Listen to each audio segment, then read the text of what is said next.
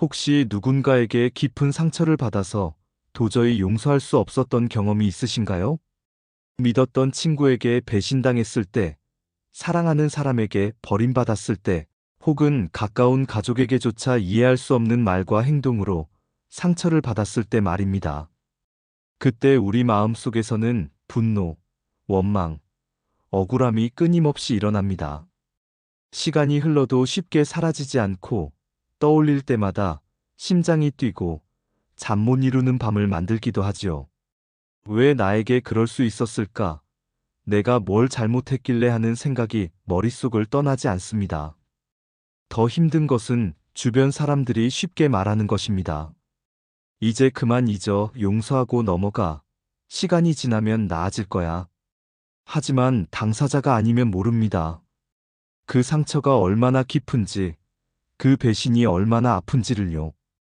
오늘은 바로 그 마음에 대해 이야기하려 합니다. 상처 준 사람을 용서할 수 없을 때, 불교에서는 어떻게 이 괴로움을 다스릴 수 있을까? 부처님의 가르침 속에서 함께 길을 찾아가 보겠습니다. 분노는 결국 나를 태웁니다. 부처님께서는 이런 말씀을 하셨습니다. 분노는 뜨거운 숯을 쥐고 다른 사람에게 던지려는 것과 같다. 결국 먼저 데이는 것은 자기 손이다. 이 말씀이 처음에는 이해되지 않을 수 있습니다. 분명 나를 상처 준 사람이 있는데 왜 내가 더 괴로워해야 하는지 억울하기만 합니다. 하지만 조금 더 깊이 들여다보면 이 말씀의 진리가 보이기 시작합니다. 우리는 원망의 마음을 상대방에게 던지고 싶어 하지만 사실 그 불길에 가장 먼저 타는 것은 나 자신입니다. 상대방은 이미 내 곁을 떠나버렸거나 심지어 자신이 나에게 상처를 준 줄도 모를 수 있습니다. 어쩌면 편안하게 자신의 삶을 살아가고 있을지도 모릅니다. 그런데 나는 여전히 그 감정에 매여 괴로워합니다. 밤에 잠들기 전 그 사람 생각이 나서 분노에 휩싸이고 아침에 눈 뜨면 또다시 그 기억이 떠올라 하루를 시작하기도 전에 지쳐버립니다. 길을 걷다가도 일을 하다가도 문득문득 그 장면이 떠올라 마음이 어지럽습니다. 분노와 미움은 상대를 벌주는 것이 아니라 내 마음을 스스로 감옥에 가두는 일입니다.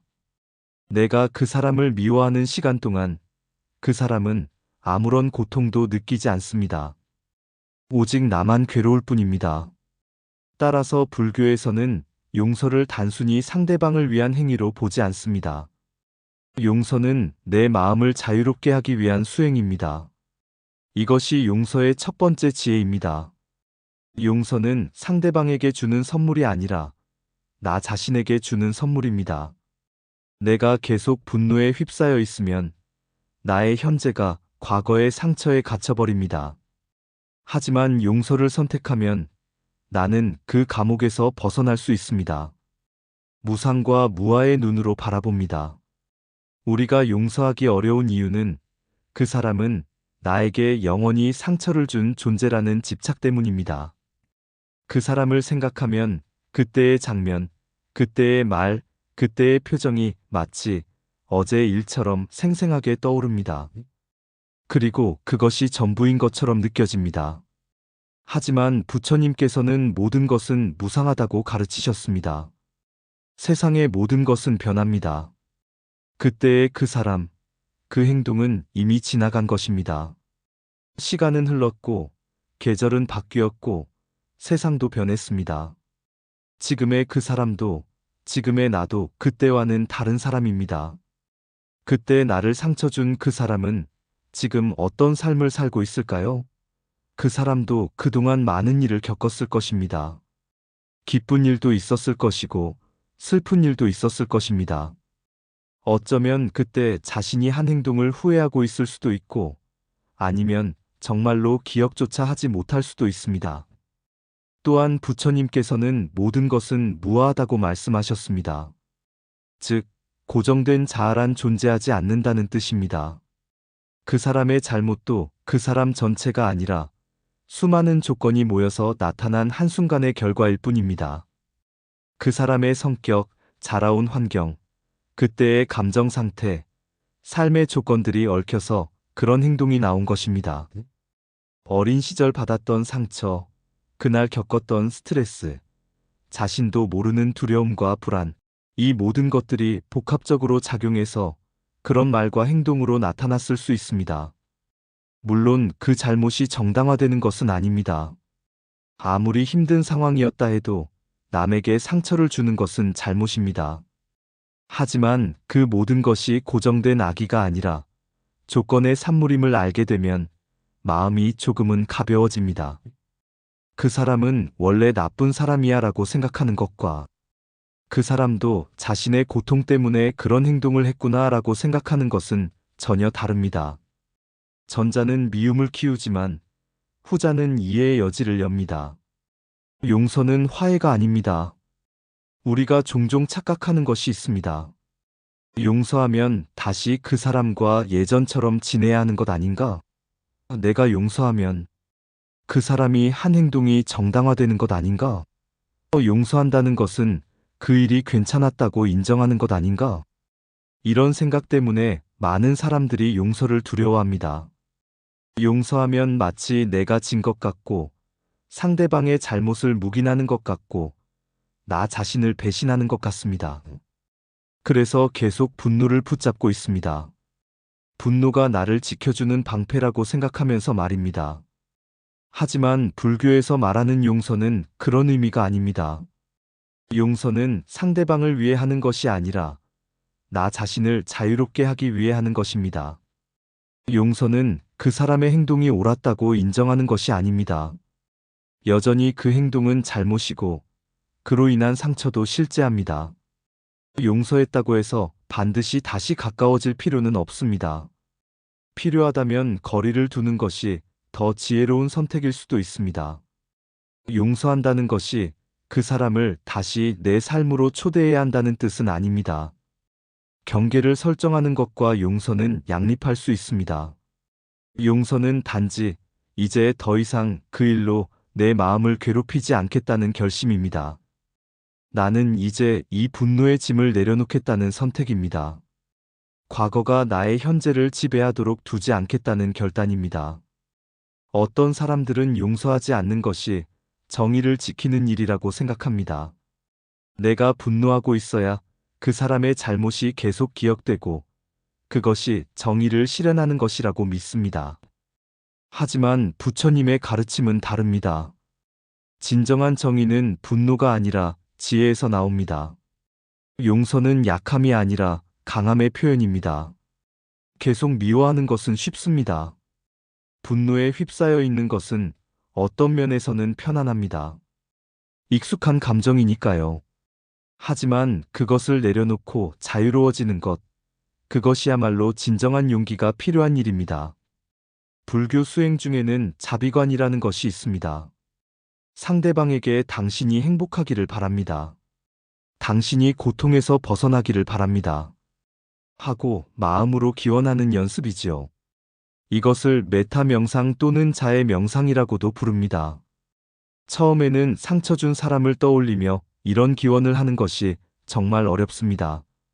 차라리 미워하는 마음이 더 자연스럽게 올라옵니다. 그 사람이 행복하기를 도저히 입 밖으로 나오지 않습니다.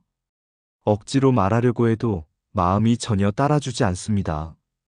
그래서 순서가 있습니다. 먼저 나 자신에게 자비심을 보냅니다. 내가 행복하기를, 내가 평안하기를, 내가 고통에서 벗어나기를. 자기 자신에게 자비를 베푸는 것부터 시작하는 것입니다. 상처받은 나 자신을 먼저 돌보고 위로하는 것입니다. 그 다음에는 사랑하는 사람에게 자비심을 보냅니다.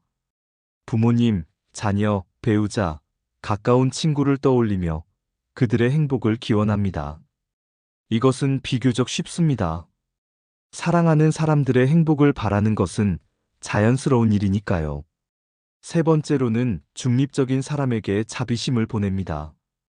출근길에 마주치는 사람, 가게 점원, 이웃 등 특별히 좋지도 나쁘지도 않은 사람들을 떠올립니다.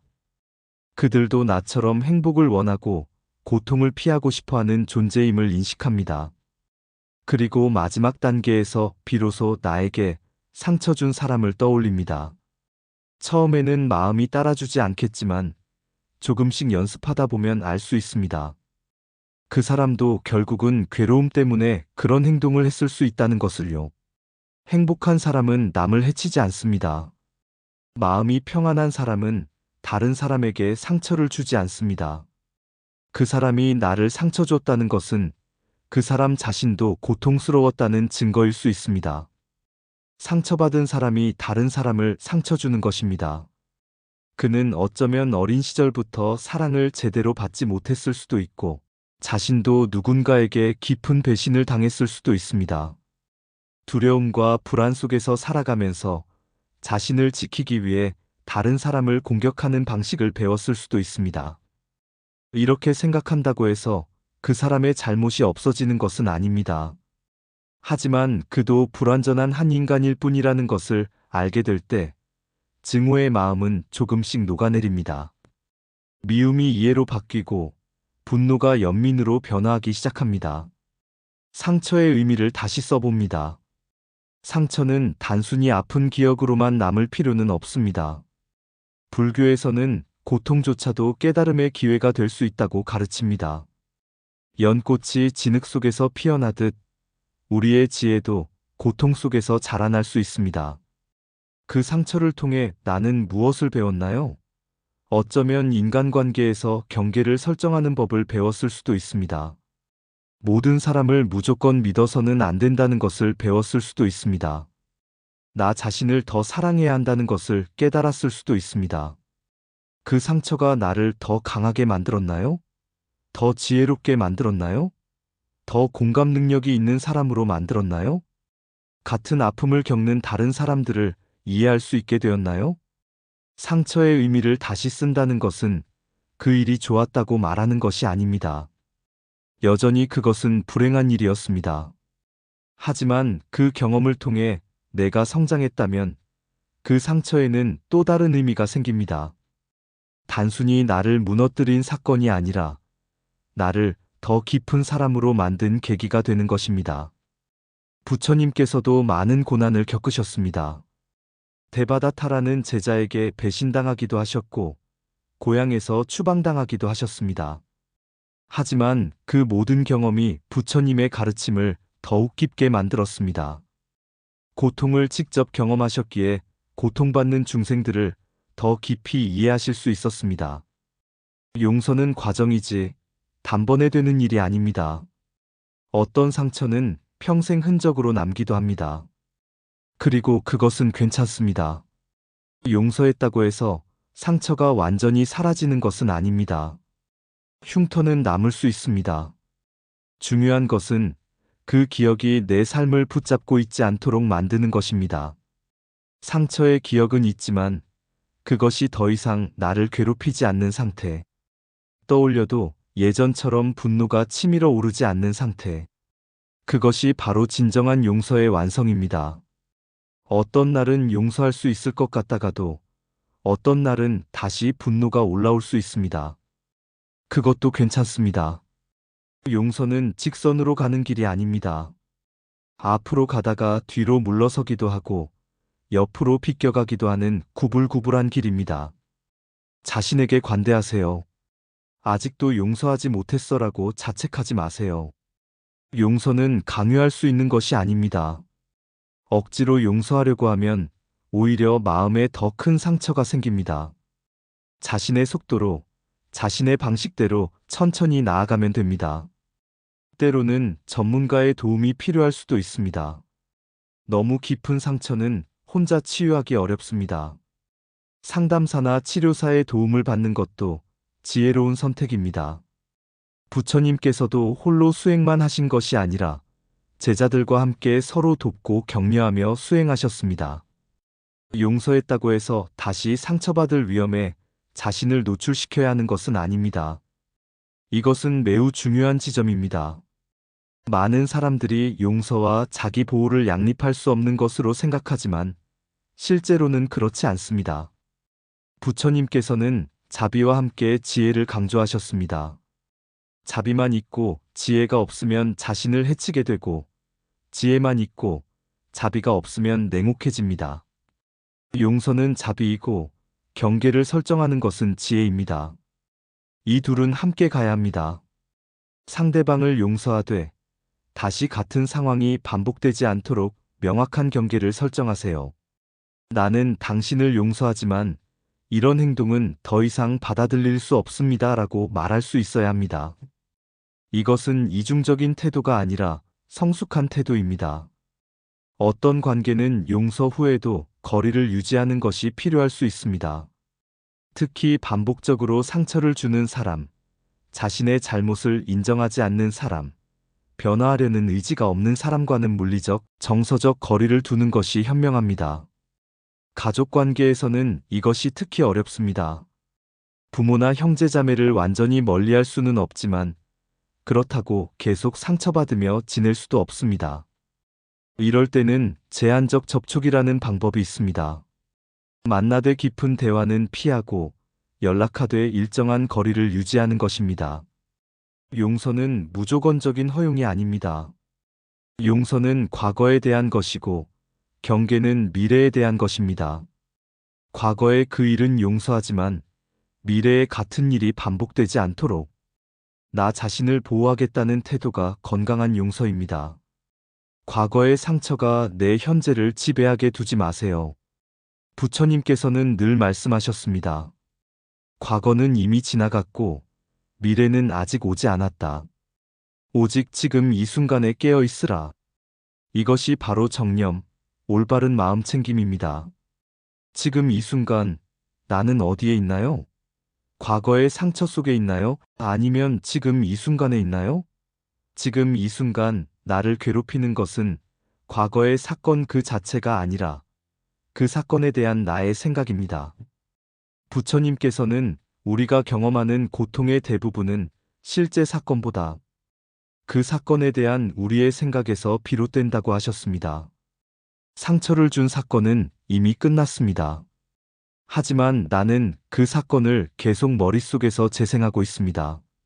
마치 상처를 받았던 그 순간에 계속 머물러 있는 것처럼 말입니다. 용서란 과거를 지우는 것이 아니라 과거에 묶여있던 내 마음을 지금 이 순간으로 되돌려 놓는 선택입니다. 그래, 그런 일이 있었어. 아팠어. 하지만 그것은 과거야. 나는 이제 지금 여기에 있어. 이렇게 말할 수 있을 때 진정한 자유가 찾아옵니다. 현재에 머무는 연습을 하세요.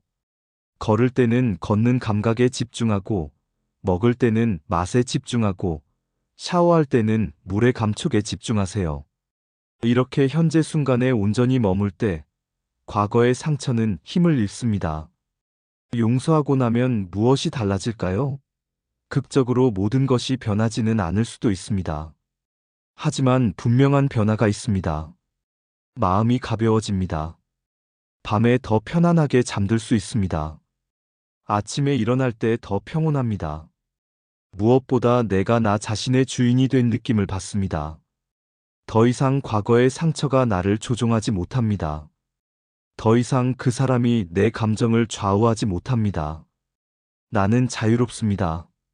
선택할 수 있습니다.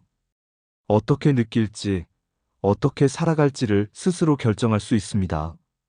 용서는 에너지를 해방시킵니다.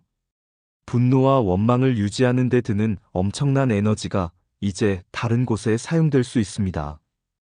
그 에너지로 꿈을 이루고 사랑하는 사람들과 시간을 보내고 의미 있는 일을 할 수 있습니다. 또한 용서는 다른 사람들과의 관계도 개선시킵니다. 한 사람에 대한 분노가 다른 관계에도 영향을 미치기 때문입니다.